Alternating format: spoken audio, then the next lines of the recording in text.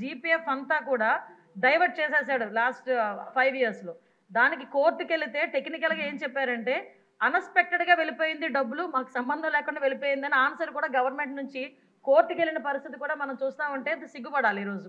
అంటే వాళ్ళు దాచుకున్న వాళ్ళ సొమ్ము కూడా వాళ్ళకి తిరిగి ఇవ్వడానికి కూడా లాస్ట్ గవర్నమెంట్ 5 సంవత్సరాలు కూడా జగన్మోహన్ రెడ్డికి మనసు రాలేదు అధ్యక్ష. ఈ రోజు తిరిగి పోలీస్ వ్యవస్థల గురించి, విధానాల గురించి, రాజ్యాంగం గురించి ఆయన మాట్లాడుతుంటే కొంచెం మనందరం కూడా ఇబ్బంది పడాల్సిన అవసరం ఉంది అధ్యక్ష.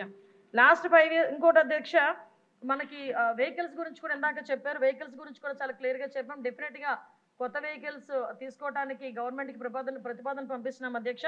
ప్రతి చోట కూడా వెహికల్స్ మీరు అన్నదైతే వాస్తవం అండి. వెహికల్స్ చాలా ఇబ్బందిగా ఉంది. అంటే స్క్రాప్కి వెళ్ళిపోయే వెహికల్స్ 15 yearsకి ఎట్టి పరిస్థితుల్లోనే స్క్రాప్కి ఇచ్చేయాలి. ఆ వెహికల్స్ అన్ని కూడా చాలా ఉన్నాయి. ఇంచుమించు 50% మనకి కొరత అయితే ఉంది. దానికి కూడా అధిగమిస్తాం. అదేవిధంగా మనందరికీ కూడా 120 లీటర్ల గురించి చెప్పారు అధ్యక్ష. యాక్చువల్గా అయితే ఏజెన్సీ లెవెల్లో ఎక్కడైనా కంపల్సరీగా కావాలి అనుకుంటే కనుక మన డిపార్ట్మెంట్ నుంచి ఎస్పీ లెవెల్లో వాళ్ళకి డీజిల్, పెట్రోల్ ప్రొవైడ్ చేయొచ్చు. కానీ పరిస్థితి ఎందుకంటే రిస్ట్రిక్షన్ పెట్టారు, 120 liters అని రిస్ట్రిక్షన్ ఉంది. దాన్ని ఈరోజు ఒక 300 liters వరకు కూడా రిస్ట్రిక్షన్ని పెంచే క్రమంలో ముందుకెళ్తున్నాం అధ్యక్ష. అదేవిధంగా ఇప్పుడు మీరు అడిగారు అధ్యక్ష, మనకి